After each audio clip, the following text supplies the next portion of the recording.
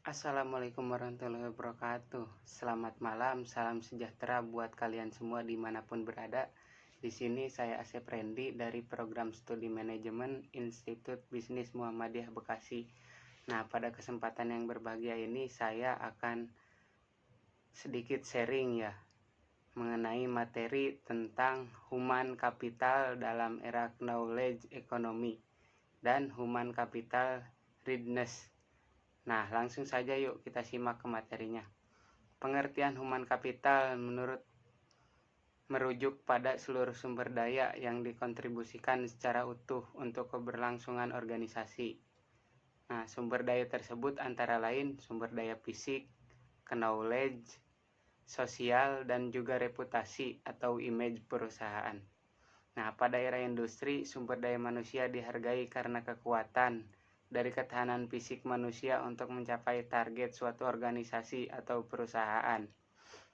Saat ini, dunia industri dan lingkungan kerja telah memasuki era knowledge economy. Di era knowledge economy terjadi banjirnya informasi jauh melebihi yang dibutuhkan. Nah, canggihnya sistem informasi dan telekomunikasi global via internet dan telepon seluler mengakibatkan derasnya informasi yang diterima meskipun banyak dari informasi tersebut kurang diperlukan. Kemudian begitu banyak informasi yang ada membuat para profesional tersebut harus mampu menyaring dan memanfaatkan informasi yang bermanfaat bagi solusi atas masalah yang dihadapinya. Maka karena itulah dari profesional atau worker tersebut dituntut memiliki kemampuan untuk menyaring informasi yang didapatnya, kemudian mentransformasikan dan membagikan atau sharing ya, tacit dan eksplisit knowledge yang telah ia dapat kepada kolega atau rekan kerja yang lainnya.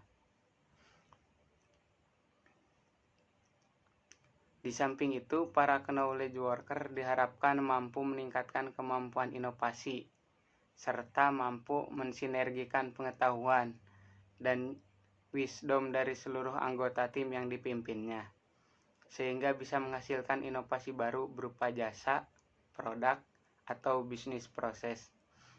Dengan kata lain, human capital readiness yang tinggi dan solid memberikan kontribusi utuh pada pencapaian kinerja organisasi melalui kapasitas intelektual yang dimiliki oleh tiap knowledge worker yang bekerja di perusahaan tersebut.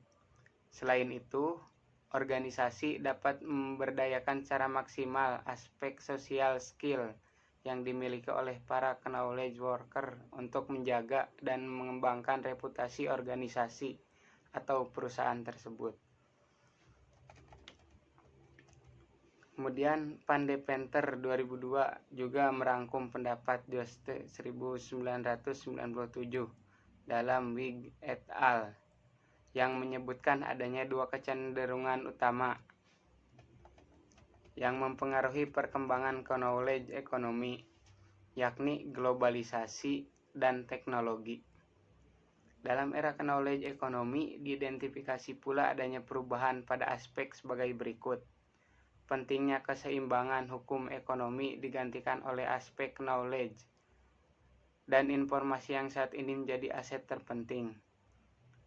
Terminologi bekerja sudah digantikan oleh pentingnya lifelong learning atau proses belajar yang berkelanjutan atau yang jangka panjang. Kemudian pemahaman dan implementasi akan pentingnya sikap, peran, tanggung jawab, serta jenjang karir berubah. Konsep organisasi berubah, organisasi yang hierarkis bergeser ke arah organisasi yang flat dan virtual. Konsep produk berubah dan konsep layanan produk berkembang. Ekspektasi pelanggan pun berkembang terhadap produk dan jasa yang mereka gunakan, yaitu membutuhkan akses langsung terhadap produk atau jasa yang mereka butuhkan dengan ketersediaan informasi yang lengkap. Selain itu, Pandepenter 2002 juga merangkum adanya kecenderungan perubahan dalam dunia bisnis Antara lain, kecepatan perubahan berakselerasi dengan cepat. Dunia bisnis menjadi arena kompetisi yang teramat ketat. Kemudian kompetisi bersifat sangat global. Pandepenter 2002 juga merangkum pendapat Dupi 1997 yang memprediksi perubahan dunia industri akibat adanya evolusi knowledge economy. Tidak ada lagi konsep lifetime employment, profesional, manajerial, teknikal, dan pekerjaan di area layanan jasa meningkat, sedangkan profesi sebagai clerk, operator, serta buruh akan kurang dibutuhkan. Teknologi yang lebih canggih, proses bisnis yang lebih baik, namun juga mengakibatkan terjadinya pengurangan jumlah tenaga kerja. Tenaga kerja yang tersedia adalah benar-benar dalam kategori trained workers. Para profesional mulai menyadari adanya kebutuhan untuk selalu meningkatkan kompetensi mereka, bukan hanya tuntutan pekerjaan semata. Namun, kebutuhan tersebut lebih didasari pada tuntutan untuk memenuhi pengembangan pribadi dan karir mereka sendiri. Nah, para pekerja atau profesional muda menghadapi bahwa tanggung jawab mereka dan tuntutan pekerjaan lebih tinggi, sehingga dibutuhkan kompetensi yang tinggi serta jiwa yang independen dan tangguh.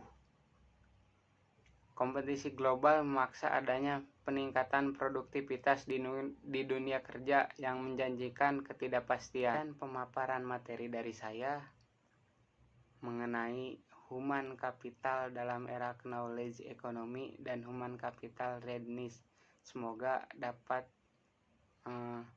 bermanfaat dan juga dapat menambah wawasan buat teman-teman yang menonton video ini.